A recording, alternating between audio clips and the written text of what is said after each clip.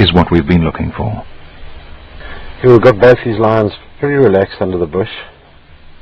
They focused on me, definitely haven't gone to sleep. So what I'm going to do is sneak out this side of the car, keeping my body hidden behind the vehicle. Once I realize that they're completely relaxed with me outside the car, I'm going to get down on all fours and crawl towards them, and that should create some interest, and hopefully it's not too much interest. There's no written recipe on how to approach lions on all fours. So for you folks back at home, don't try this.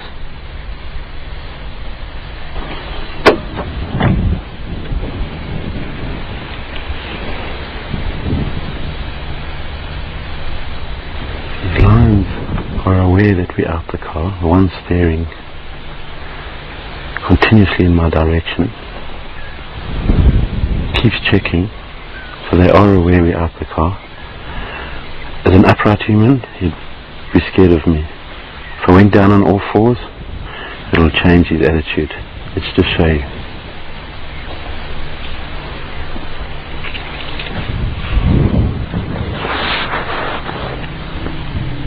Okay, let's go. Come behind me, John.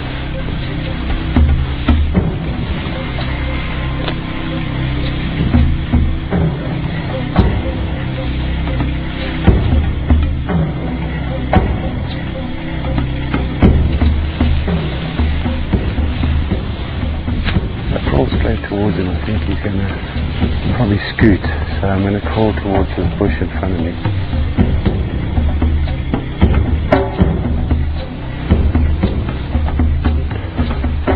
Okay, we've got the undivided attention.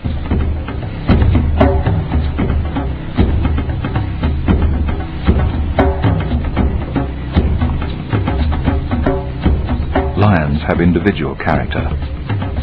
Mike will be meeting the more confident one.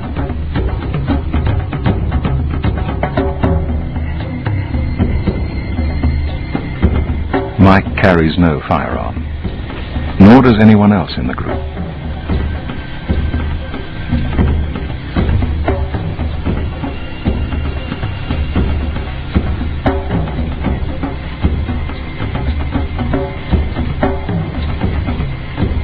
If the lion rushes Mike now, he has absolutely no chance of making it back to the vehicle.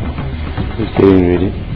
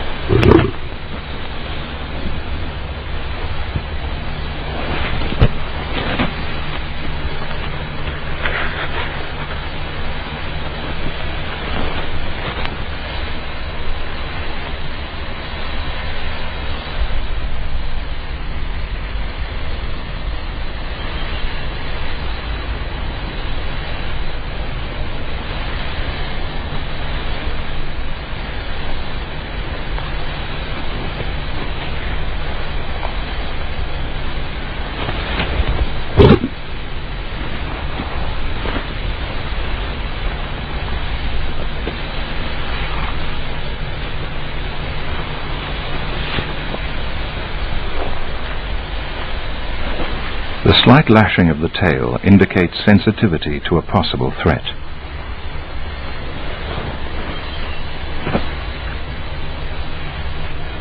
Mike has spoken of floating over the edge of the lion's comfort zone. Whether he can exit safely is another matter.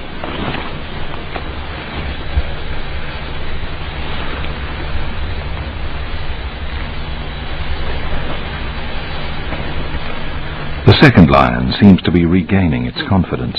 If it joins the proceedings, Mike's situation will become doubly precarious.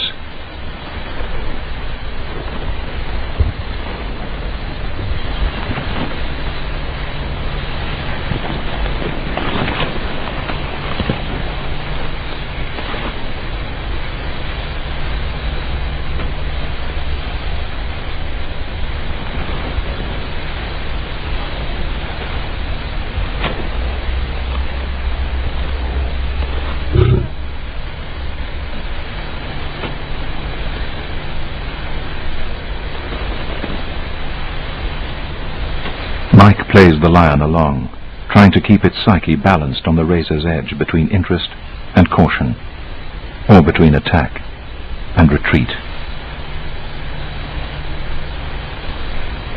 By looking away from Mike, the lion avoids a direct staring match, and at the same time shows its teeth in profile. The pose is partly defensive, partly threatening.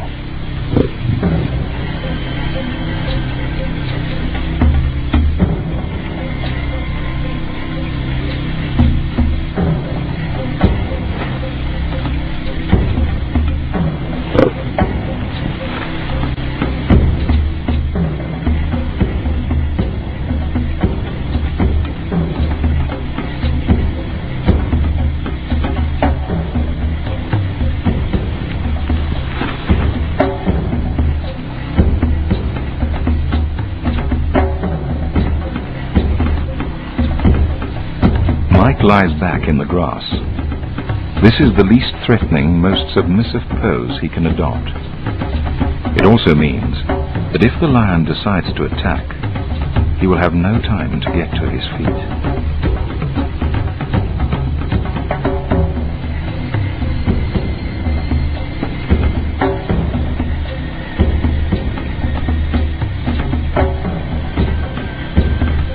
An exploratory jab with a paw could remove Mike's face.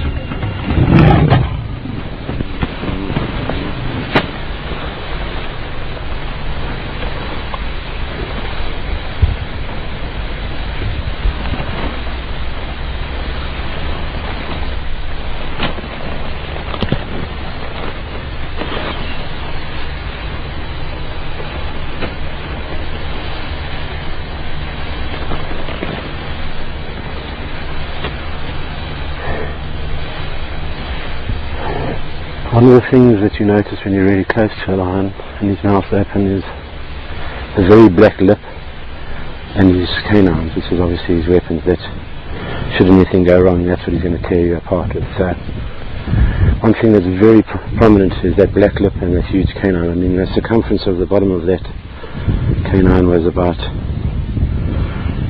bigger than $1, you know, so very sharp. I could even see the saliva on his lips. And he got very interested in me at the end, came in very close, which probably made him a little more braver than, he was braver than I. I was backed off out of his circle so that I didn't become too obvious a prey. You know, if something doesn't move and he comes in and he sniffs, and he likes what he smells, he's going to give you a cuff. And if that cuff knocks you out or injures you, or draws blood, the whole process changes. The cogs go forward and that's what becomes a kill. So, are lions man-eaters? This morning it didn't look like. He was very interested as a toy or a plaything, but I don't think he saw me as a food source. You can imagine that you can threaten the king of beasts with a toilet roll, and that's simply not to knock him out with or, you know, shed tears, but it's basically an object that if he comes right in and it looks as though he's going to have a go at me, I'm going to use this either to throw at him, to make contact with him, or to throw past him, which will distract him for a second. It'll catch his eye, and in that second, that's the second I need to get myself out of the predicament I've just got myself into. Would Mike be able